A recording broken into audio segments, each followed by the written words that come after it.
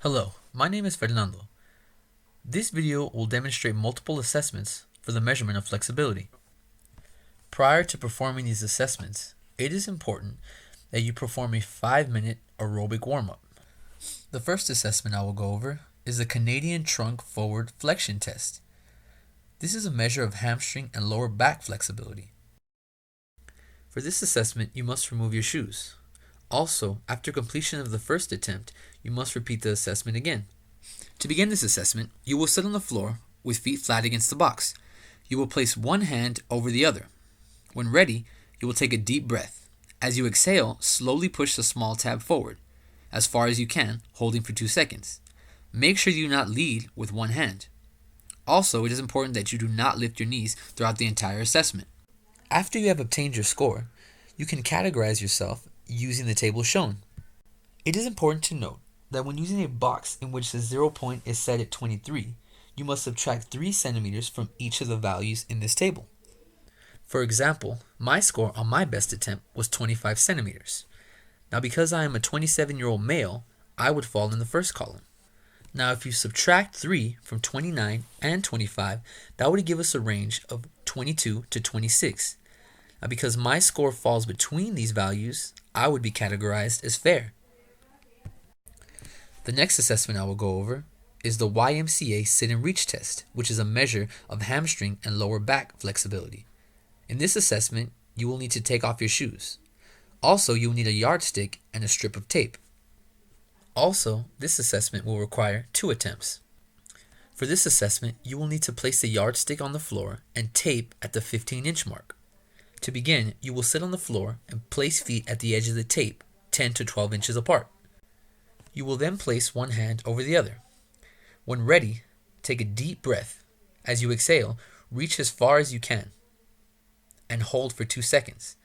Make sure that your fingers touch the yardstick and that you do not lead with one hand. Also, ensure that your knees are not bent throughout the entire assessment. This assessment will be measured in inches. After you have completed both attempts, you will take the best of the two and use this as your score. After you have obtained your score, you can use this to categorize yourself using the table shown. For example, my score on my best attempt was 15 inches. Because I am a 27-year-old male, I would fall in the third column. Because my score was 15 inches, I would be classified as average. The next assessment I will go over is the chair, sit, and reach test. This test is typically used for older populations because many older individuals have difficulty performing sit and reach test because functional limitations prevent them from getting down to and up from the floor. This assessment is also a measure of hamstring and lower back flexibility. It is also required that you perform 2 attempts. For this assessment, you will need a chair with a seat height of 17 inches placed against the wall.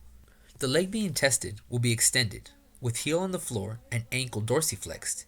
The untested leg will be kept flat on the floor. You will place one hand over the other. When ready, take a deep breath. As you exhale, slowly reach for the toes. Using someone to assist you, they will place the ruler at the middle of the big toe at the end of the shoe, parallel to the extended lower leg. If you cannot reach your toes, the space between the big toe and the fingertips is measured in negative values. If your fingertips reach past your toes, this will be measured in positive values. If your fingertips just barely touch your toes, this will be a score of 0. Make sure that you assess both legs. Also, it is important to note that the head should remain in normal alignment when reaching. This applies to all of the previous assessments discussed. The final assessment I will go over is the Thomas test. This is a measure of flexibility in the hip flexors. A second person is needed to assist with the assessment. Also, you may keep your shoes on. To begin this assessment, you will lie supine on the floor. With one leg extended, you will bring the other leg to the chest. If the straight leg remains in contact with the mat, hip flexors of that leg are flexible. However, if the straight leg lifts up, then the hip flexors of that leg are inflexible. Remember to perform the assessment on both sides. As you can see, an assistant is needed to determine whether your leg lifts up or not. Because my legs lifted up on both sides, my score for my hip flexors are inflexible. Thank you for watching.